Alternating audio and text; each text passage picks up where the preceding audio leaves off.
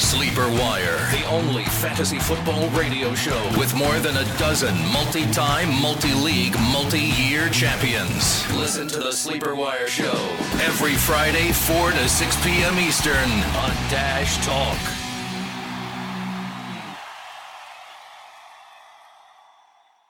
Hey everybody, before we start the show, I want to tell you once again about pristineauction.com.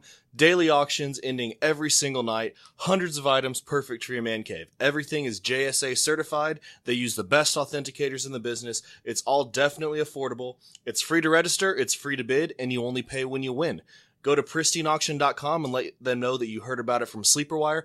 That's Pristine auction.com. I challenge you to a duel. It's the only argument I need. I don't want to talk to you no more, you. You got a lot of nerve. Soon you will know what it is like to be defeated. Stop defending him, Sean. All right, let's go.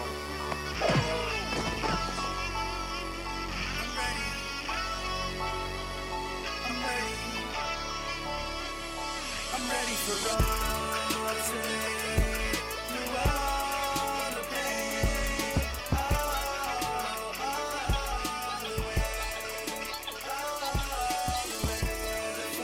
Hey Sleepers, and welcome to the Sleeper Wire Great Debate Show, where we do a quick debate between two players.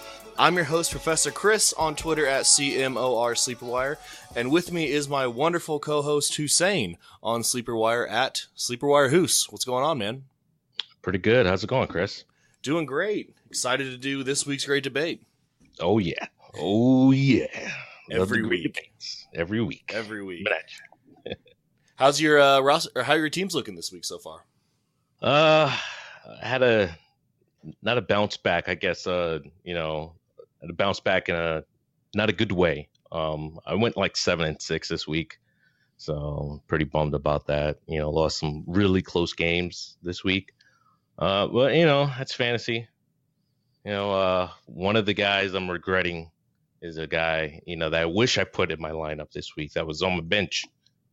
Looking at me, but I didn't look back, so I'm regretting it, so I'm regretting it right now. It looks like I'm looking at 9-3 this week, so pretty good. Nice. Pretty good week. Nice. For those of you listening, we're recording this on Monday night, so that's why we're talking about how our team may end up, not how it's going to. Right, yeah. But Still that's some Monday Night Miracles that could happen out there for some people. Yeah, and I actually need no miracles to happen to win. So I'm just Yeah, you're holding on for dear life. I'm hoping it's like a Thursday game where the score ends up being like 9-12. Yeah. We'll see. We'll see. All right, guys. So what we're doing here is having an actual debate style argument between these two players. We're going to spend 2 minutes arguing for our player, 1 minute for rebuttals, and then we're going to wrap it up with final thoughts. All right, so the great debate has moved, once again, as you know last week if you listened, into who you should pick up off the waiver wire. And we're looking at two wide receivers today who are most likely available in both leagues. We've got Jermaine Kearse versus J.J. Nelson. And Hoos, you've got J.J. Nelson. Why don't you get it started? J.J. Nelson, Jamarcus, J.J. Nelson. The guy, I don't know if you guys know this or not, but he's going into his third year. And he's looking like he could have that third-year breakout. The guy's already on, catching, 76% of his balls, his way already. And, that's a lot. I think you're going to be able to continue to see that. Unfortunately, the Cardinals, they lost David Johnson and John Brown. He's already been ruled out for week 3. They got Jermaine Gresham. That's not looking so good either. So this guy's going to continue to see a lot of looks. Now, I know they got Jerron Browns. He saw 11 targets last week, but he only caught about 4 of them. He's nowhere near as efficient with the ball as my man Jamarcus. He's putting it down. He had 23 points for you in the PPR league, and if you were able to put him in your lineups like you listened to us, hopefully on Sunday, hopefully we'll help you win some leagues. I just think that J.J. Nelson, you're going to continue to see that from him this week. The wide receiver corps at Denver, they torched Oakland, so I think you're going to continue to. They torched Dallas, and I think you're going to continue to see that this week.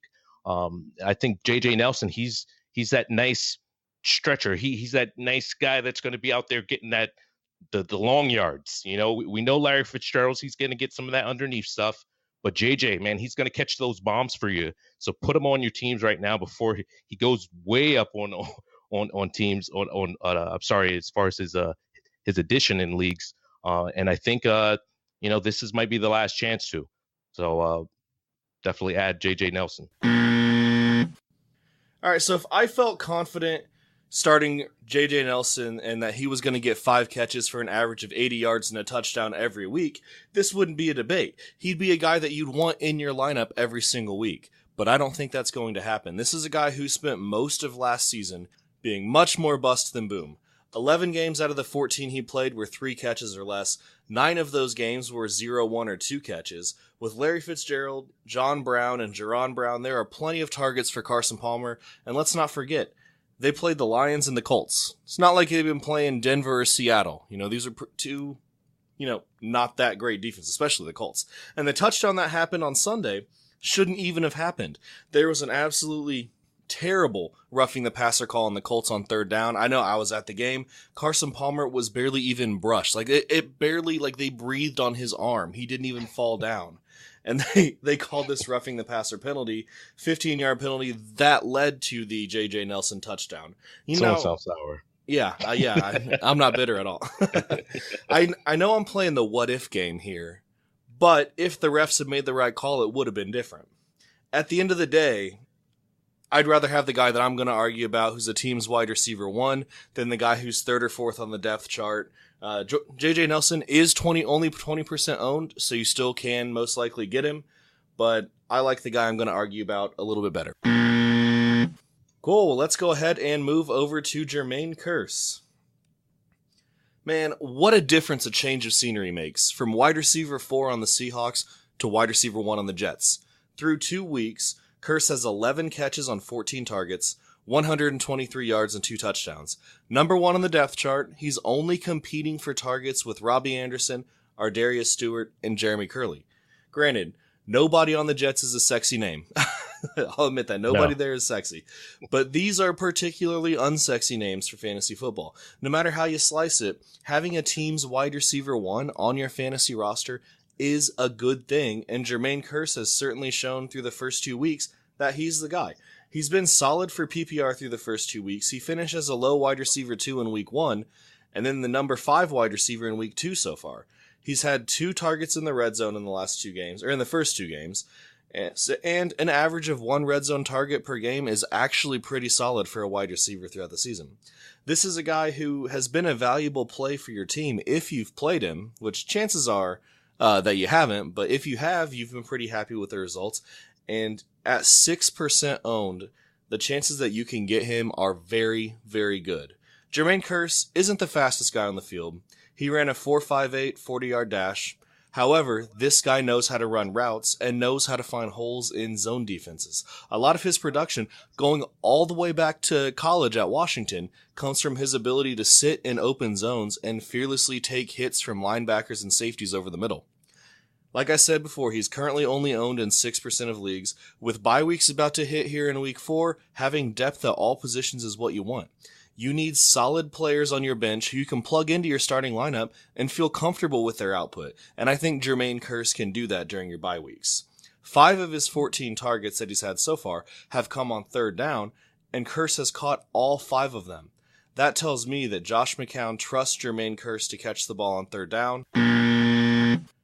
All right, yeah, Jermaine Kearse. I mean, when are you going to feel comfortable about putting a guy, on your starting lineup, Jermaine Kearse? I mean, yeah, he's the number 1 guy on the depth chart, but look who is throwing the ball to him. I mean, when you look at the guy, the guy there, and if you look at the Jets, they're not looking to have a Josh McCown, on the field the whole season. So if you're going to invest in a guy this early, yeah, sure, you could. Maybe, use them in a week here and there. But by the time the but by the time the bye weeks happen and you're going to use them as a flex, I don't think you're going to be able to use them, because at that point, they're probably not even going to have Josh McCown. They're probably going to have, the other quarterback there that likes Robbie Anderson.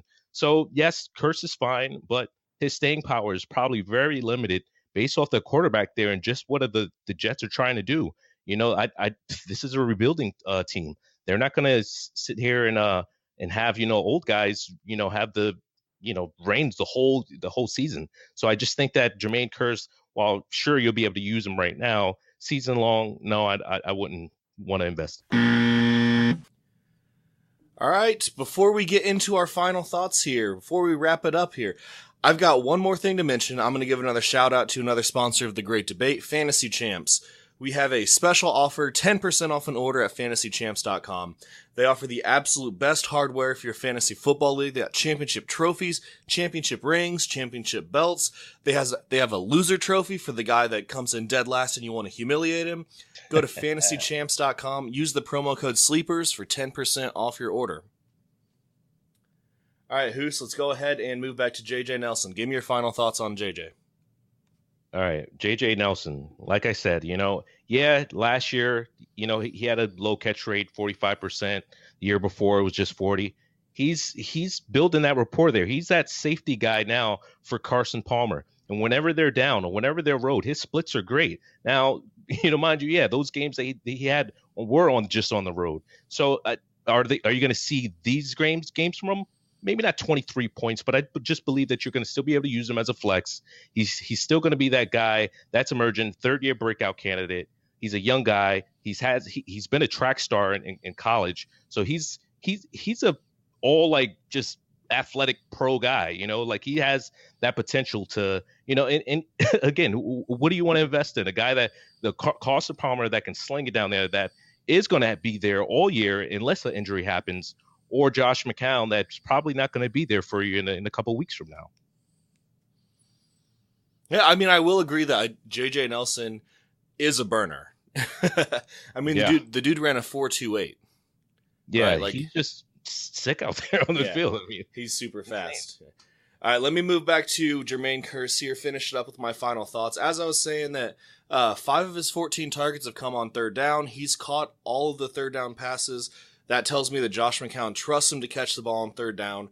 I hate predicting game script, right? We've talked about this before. Here's a perfect example. 2015, the Saints versus the Giants. Eli threw 6 touchdowns, Breeze threw 7 touchdowns. So this shootout, right? One of the highest scoring games we've seen in a long time. Then, in 2016, the Giants and Saints met again. There's all this hype about how high the scoring the game was going to be and, start everybody in this game because they're going to be thrown all the time. And then there was only one passing touchdown in a 13-16 game. So right. I had to say all that to preface this. Even though game script is hard to predict, and you shouldn't base all your fantasy decisions on game script, the Jets are going to be losing. A lot. There's no way around that. And when teams are losing, they have to throw the ball. That's good for Jermaine Kearse, and that's good for Jermaine Kearse owners. He's got Miami, Jacksonville, and Cleveland the next 3 matchups. That's pretty good. I'd pick him up and enjoy. Yes. And while we're done with the debating, I do like Jermaine Kearse. Yeah, we like both of these guys this week. Yeah, for sure. Yep. Pick them both up. Sometimes we do get one of those like, one of us really hates this guy. Yeah. But not this week. No. We've been lucky so far. These are 2 guys that should produce for you, given both of the arguments, pros and cons, that we just went over. Yep, absolutely. All right, guys, before we go, I want to encourage you to go to sleeperwire.com, check out our weekly rankings, and submit a question to the Sleeperwire crew. You can find us on Twitter at Sleeperwire Show. You can also find us on SleeperBot. I'm on there at Professor Chris. Hoos is on there at Prophet Hoos. On the Fantasy Life app at Professor Chris and Hoos the Prophet. And I'm also on Instagram at Professor Chris SW. Thanks for listening, guys. We'll see you next time.